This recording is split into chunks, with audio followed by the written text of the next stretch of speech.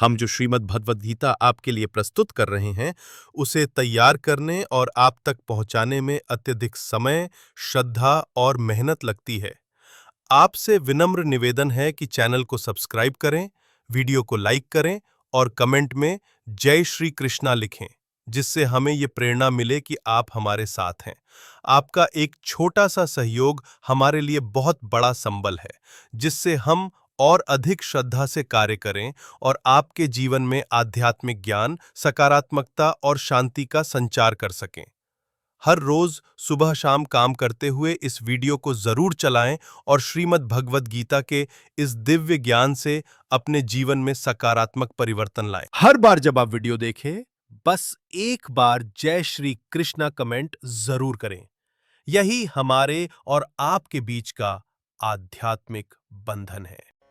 सारेगामा कारवां mini भक्ति। भगवद गीता अध्याय 16। जय श्री कृष्ण। दोस्तों, एक ही तरह की परिस्थिति में लोग अलग अलग तरीके से रिएक्ट करते हैं। अगर किसी को मदद की जरूरत है तो कोई आगे आकर मदद करता है और कोई नजरें फेर भी लेता है। कभी सोचा है आपने कि ऐसा क्यों होता है? इसी बात का उत्तर मिलेगा आपको भगवद गीता के 16वें अध्याय में, जिसका शीर्षक है दैवासुर संपद्विभाग योग। क्यों कुछ लोग दैवी संपदा और कुछ लोग आसुरी संपदा के लक्षणों के साथ पैदा होते हैं, और क्या होते हैं ये लक्षण? मैं शैलेंद्र भारती आप सभी की आज्ञा से प्रारंभ करता हूं भगवद गीता का अध्याय 16, दैवासुर संपद्विभाग योग। जय श्री कृष्ण।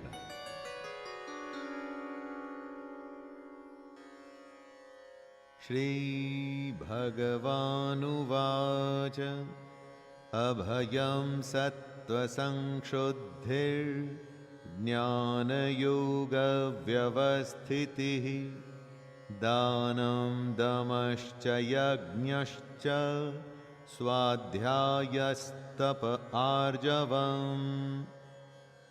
भगवान कहते हैं कि जहां डर न हो, अंतःकरण एकदम स्वच्छ हो, तत्व ज्ञान को हासिल करने के लिए ध्यान योग में निरंतर प्रतिज्ञा हो, सात्विक दान हो, इंद्रियों का दमन करने की इच्छा हो, भगवान, देवता और गुरुजनों की पूजा की जाए और अग्निहोत्र जैसे उत्तम कर्मों का पालन हो, वेद शास्त्रों का पठन पाठन, कितने भी कष्ट आएं लेकिन स्वधर्म का पालन किया जाए, ये सारे लक्षण होते हैं दैवी संपदा के। संपदा का अर्थ वैसे तो धन, दौलत और ऐश्वर्य होता है दोस्तों, लेकिन दैवी संपदा के गुण हमारी दुनिया की संपत्ति से बिल्कुल अलग होते हैं। कृष्ण ऐसा कह रहे हैं कि यही तो सबसे बहुमूल्य संपत्ति होती है। अहिंसा सत्यमक्रोधस्त्यागः शान्तिरपैशुनम् दया भूतेष्वलोलुप्त्वं मार्दवं ह्रीरचापलम्। दैवी संपदा के लक्षणों को समझाते हुए कृष्ण कहते हैं कि ना मन से सोच के, न वाणी से बोल के, और ना ही शरीर से कभी भी किसी को कष्ट देना चाहिए। यथार्थ और प्रिय भाषण कहना चाहिए, यानी सिर्फ सच और ऐसी बातें बोलनी चाहिए जो सबको प्रिय लगें। जो आपका बुरा करें उसके ऊपर भी कभी क्रोध न करें। घमंड और अभिमान बिल्कुल भी नहीं होना चाहिए। ऐसा न सोचें कि सब कुछ करने वाला मैं ही हूं। चित्त को चंचलता से बचाकर उसे स्थिर करना चाहिए। किसी की भी बुराई न करें। सब प्राणियों पे दया की जाए। इंद्रियों में आसक्ति को न होने दें। ये सारे लक्षण दैवी संपदा से युक्त लोगों के ही हो सकते हैं।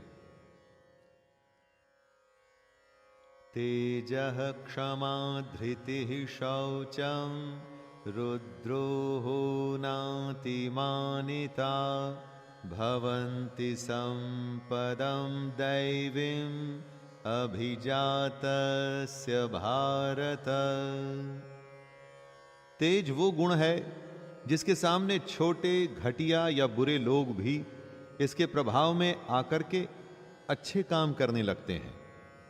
कृष्ण दैवी संपदा के लक्षणों को स्पष्ट करते हुए कह रहे हैं कि तेज, क्षमा, धैर्य यानी कि संयम, बाहर की शुद्धि यानी कि अच्छे संस्कार, किसी में भी शत्रु भाव का न होना और अपने अंदर घमंड का बिल्कुल न होना ही दैवी संपदा को लेकर उत्पन्न हुए पुरुष के लक्षण हैं।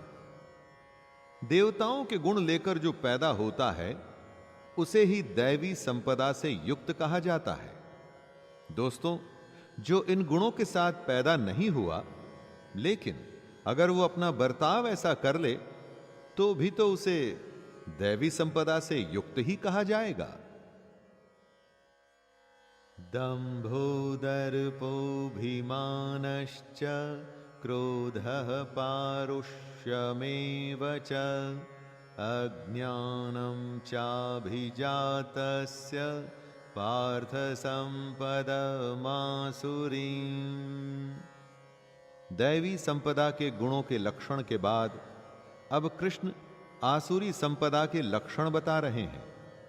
एक तरह से आप इन आसुरी गुणों को दैवी से एकदम उल्टा मान सकते हैं। जैसे दंभ यानी कि घमंड का होना, क्रोध, कठोरता यानी कि क्रूर, रूढ़ बर्ताव और अज्ञान, ये सब आसुरी संपदा को लेकर उत्पन्न हुए पुरुष के लक्षण हैं। दोस्तों, अब अगर अगली बार किसी से जब आप मिलें या डील करें तो सोचिएगा कि उसमें कौन सी संपदा के गुण हैं। उसके गुणों से आप उसके व्यक्तित्व का परीक्षण कर सकते हैं और उसी तरीके से बर्ताव भी कर सकते हैं। दैवी संपद्विमोक्षाय निबन्धायासुरीमता मा शुचः संपदं दैवीम् अभिजातोऽसि पांडव। मनुष्यों के व्यवहार में दो तरह के बर्ताव होते हैं, दैवी और आसुरी। दैवी संपदा के जो गुण हैं वो मुक्ति के लिए होते हैं। अगर उन गुणों को आप पालन में लाते हैं, नियम से इन गुणों को अपने जीवन में उतारते हैं, तो इसका अर्थ है कि आप मुक्ति की तरफ बढ़ रहे हैं। लेकिन आसुरी संपदा के गुण बंधन के लिए माने गए हैं। बंधन किससे? इस दुनिया से।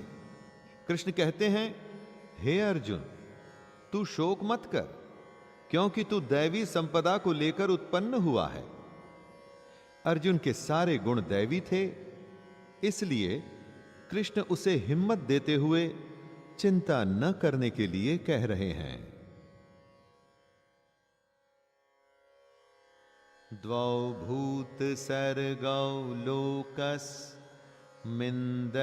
वासुर एव च दैवो विस्तरशः प्रोक्त आसुरं पार्थ मे शृणु।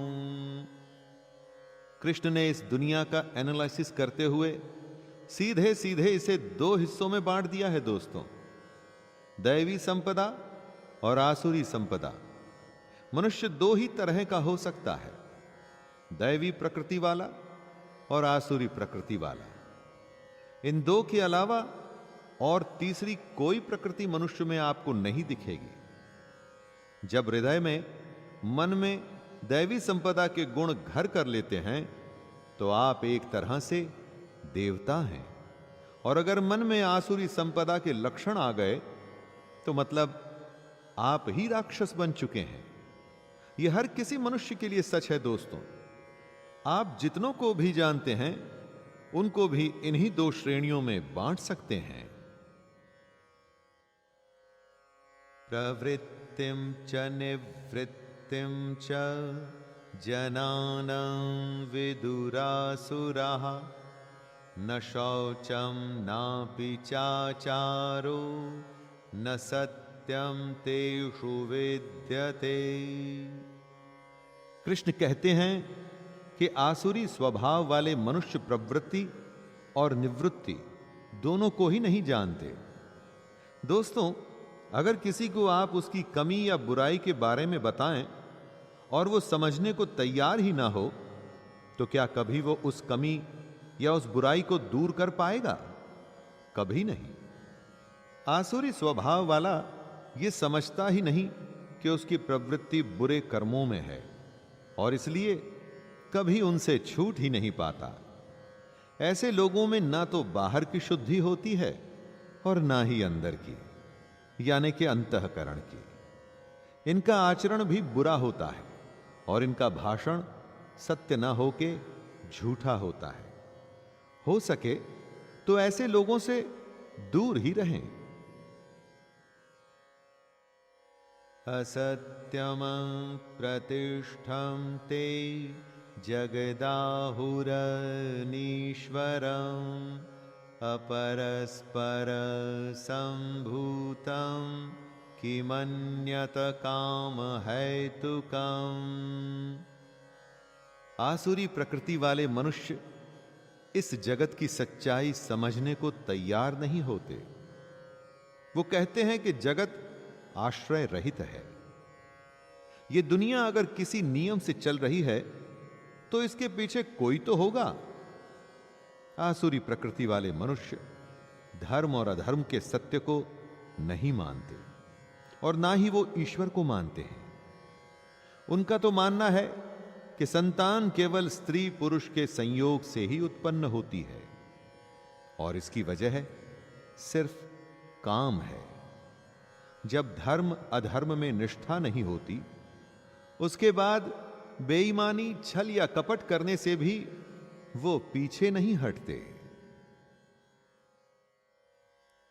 एतां दृष्टिमवष्टभ्य नष्टात्मानोऽल्पबुद्धयः प्रभवन्त्युग्रकर्माणः क्षयाय जगतो हिताः। दोस्तों, दैवी प्रवृत्ति कंस्ट्रक्टिव होती है, यानी कि रचनात्मक, जबकि आसुरी प्रवृत्ति वालों का रवैया डिस्ट्रक्टिव होता है। ये लोग बस नाश ही करते हैं। एक ग्रुप में कुछ लोग हमेशा ऐसी सलाह देते हैं जिससे हल निकले और प्रॉब्लम सॉल्व हो, जबकि कई सिर्फ ऐसी ही बातें करते हैं जिससे परेशानी और बढ़ जाती है। आसुरी लोगों में उनके मिथ्या ज्ञान, झूठी और गलत समझ उनके स्वभाव को नष्ट कर देता है और उनकी बुद्धि को भी मंद कर देती है। ऐसे लोग सिर्फ बुरा करते हैं और जगत का सिर्फ नाश ही करते हैं।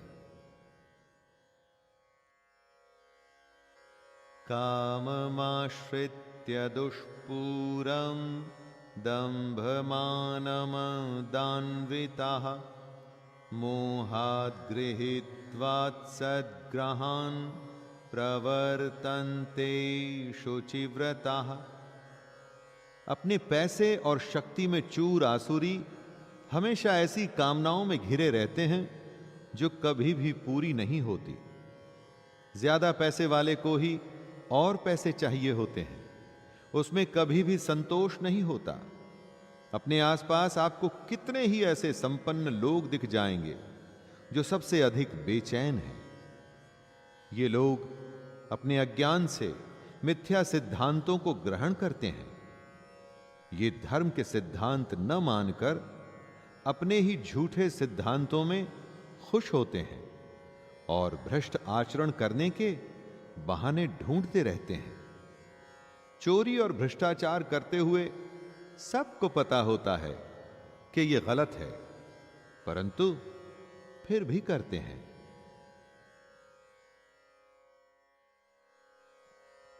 चिंतामपरिमेयां च प्रलयान्तामुपाश्रिताः कामोपभोगपरमां एतावदिति निश्चिताः।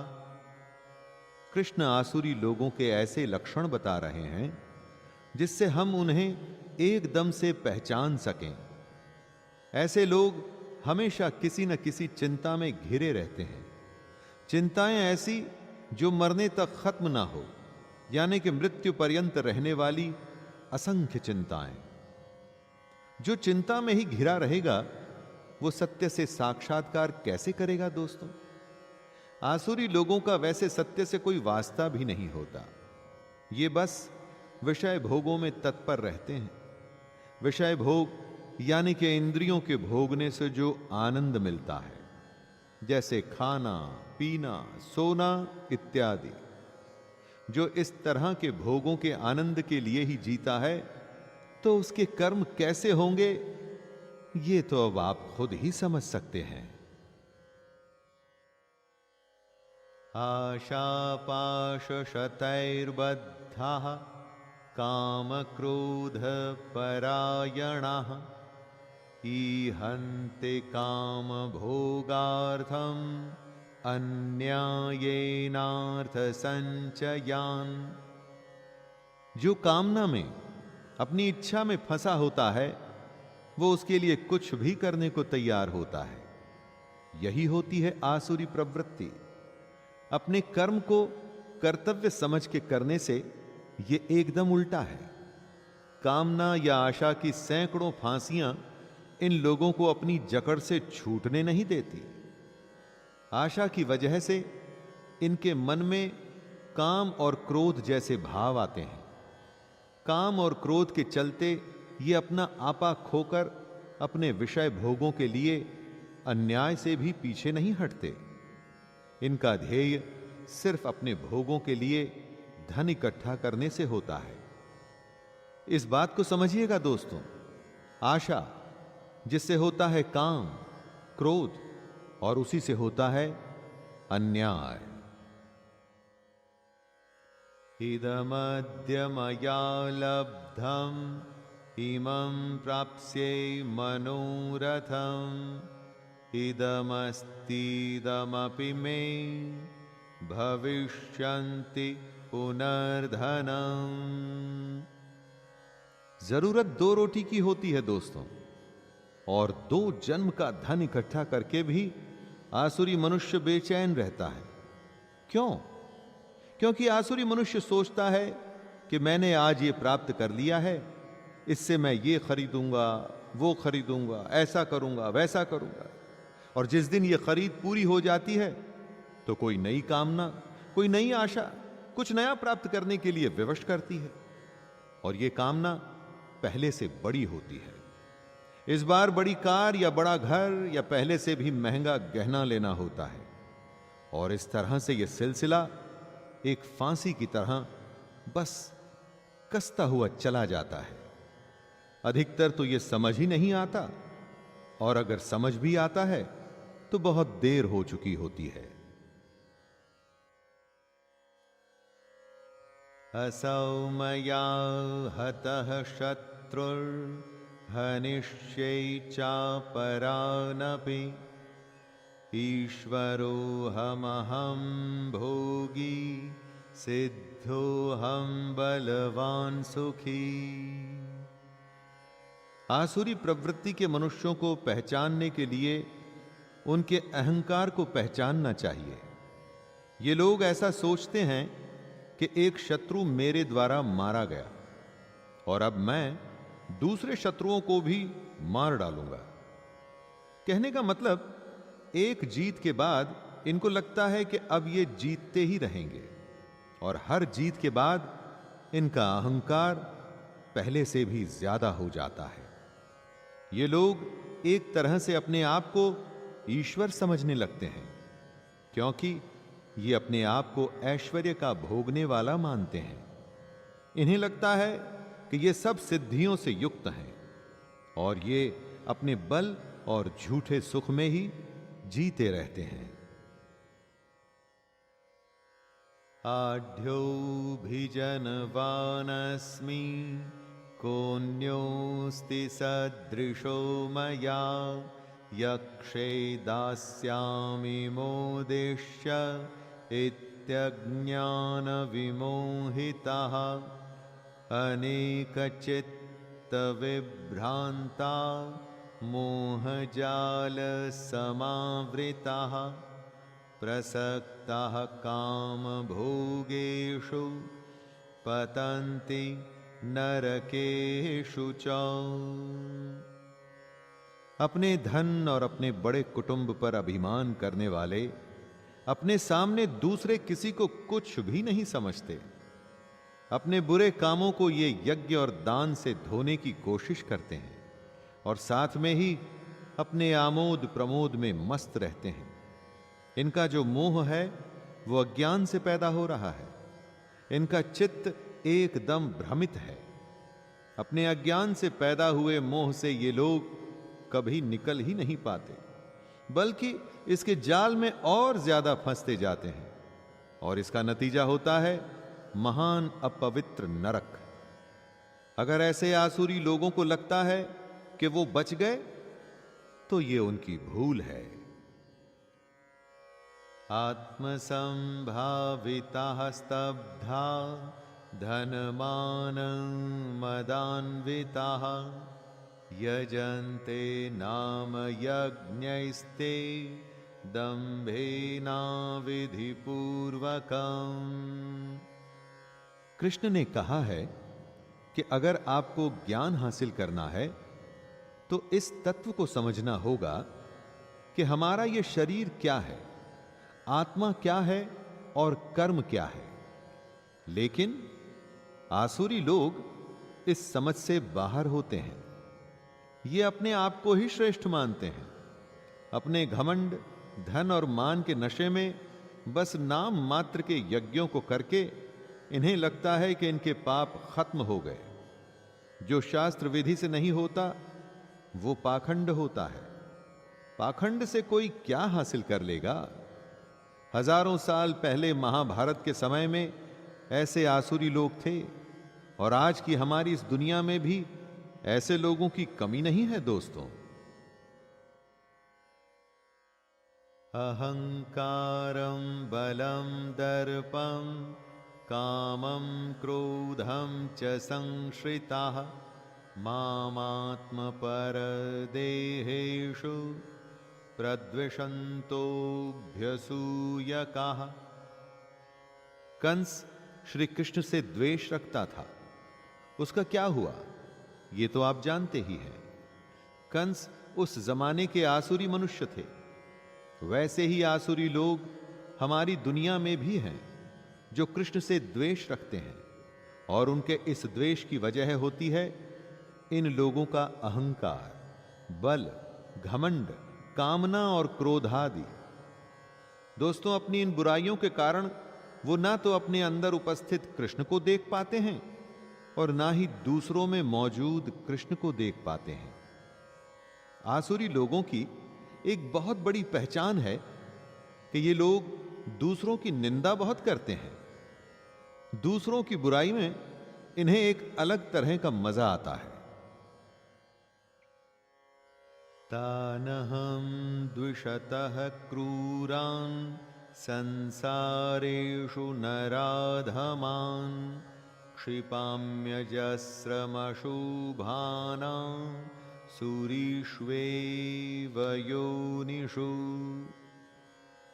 कर्मों का किया कहीं जाता नहीं। अच्छे कर्म हैं तो उनका फल मिलता है दोस्तों, और बुरे कर्म हैं तो भी उनका हिसाब किताब होता है। कृष्ण कहते हैं, मुझसे द्वेष करने वाले पापाचारी और क्रूर कर्मी नराधमों को मैं संसार में बार बार आसुरी योनियों में ही डालता हूं। दोस्तों, मरते समय हम अपने संस्कार अपने साथ लेके ही दूसरे शरीर में जाते हैं। यहां हमसे मतलब आत्मा से है। जब हमारी आत्मा एक शरीर को छोड़कर दूसरे में जाती है तो अपने साथ सारे संस्कार ले जाती है। आसुरी लोग इसी वजह से बार बार आसुरी योनियों में ही जन्म लेते हैं। अपने जन्म के दौरान उन्हें लगता है कि वो बहुत आनंद उठा रहे हैं, लेकिन असल में वो कृष्ण के द्वारा दिए गए दंड को भोग रहे होते हैं। आसुरीं योनिमापन्ना मूढ़ा जन्मनि जन्मनि माम प्राप्यैव कौन्तेय ततो यान्त्यधमां गतिम्। जब तमोगुण की बाहुलता होगी तो स्वाभाविक है कि सतोगुण और रजोगुण कम हो जाएंगे। तमोगुण नीच योनि में लेके जाता है। आसुरी लोगों को कृष्ण बेवकूफ बताते हैं। ऐसे लोग कृष्ण को कभी प्राप्त नहीं होते। वो लगातार एक जन्म के बाद अगले जन्म में आसुरी योनि में ही जाते हैं और फिर उसके बाद उससे भी अति नीच गति को प्राप्त होते हैं। हम जो श्रीमद् भगवद गीता आपके लिए प्रस्तुत कर रहे हैं, उसे तैयार करने और आप तक पहुंचाने में अत्यधिक समय, श्रद्धा और मेहनत लगती है। आपसे विनम्र निवेदन है कि चैनल को सब्सक्राइब करें, वीडियो को लाइक करें और कमेंट में जय श्री कृष्णा लिखें, जिससे हमें ये प्रेरणा मिले कि आप हमारे साथ हैं। आपका एक छोटा सा सहयोग हमारे लिए बहुत बड़ा संबल है, जिससे हम और अधिक श्रद्धा से कार्य करें और आपके जीवन में आध्यात्मिक ज्ञान, सकारात्मकता और शांति का संचार कर सकें। हर रोज सुबह शाम काम करते हुए इस वीडियो को जरूर चलाएं और श्रीमद् भगवद गीता के इस दिव्य ज्ञान से अपने जीवन में सकारात्मक परिवर्तन लाएं। हर बार जब आप वीडियो देखें, बस एक बार जय श्री कृष्णा कमेंट जरूर करें। यही हमारे और आपके बीच का आध्यात्मिक बंधन है। अर्थात घोर नरकों में पड़ते हैं। बुरे लोग कभी कृष्ण को प्राप्त करने की कोशिश ही नहीं करते। पैसा, मान और प्रतिष्ठा में ही अपना सब कुछ लगा देते हैं। जिसकी कोशिश नहीं करेंगे तो दोस्तों वो मिलेगा कैसे? त्रिविधम नरकस्येदं द्वारं नाशनमात्मनः कामः क्रोधस्तथा लोभस्तस्मादेतत्त्रयं त्यजेत्। दुनिया में हर बुराई के 3 मूल कारण हैं: काम, क्रोध और लोभ। इन तीनों को कृष्ण नरक के द्वार बता रहे हैं। ये तीनों इतने बुरे हैं कि इन्हें आत्मा का नाश करने वाले अर्थात आत्मा को अधोगति में ले जाने वाला माना गया है। आसुरी प्रवृत्ति के लोग इन्हीं तीनों के वश में अपनी सुध बुध खो बैठते हैं। काम, क्रोध और लोभ आपसे हर वो चीज करवाते हैं जो आपको नहीं करनी चाहिए, शारीरिक तौर पर भी और मानसिक तौर पर भी। दोनों कष्ट इन तीनों से ही शुरू होते हैं। इनके चंगुल में फंसने के बाद कोई विरला ही होता है जो नरक से बच पाता है। अगर आपको अपना जन्म संवारना है तो दोस्तों इन तीनों को त्याग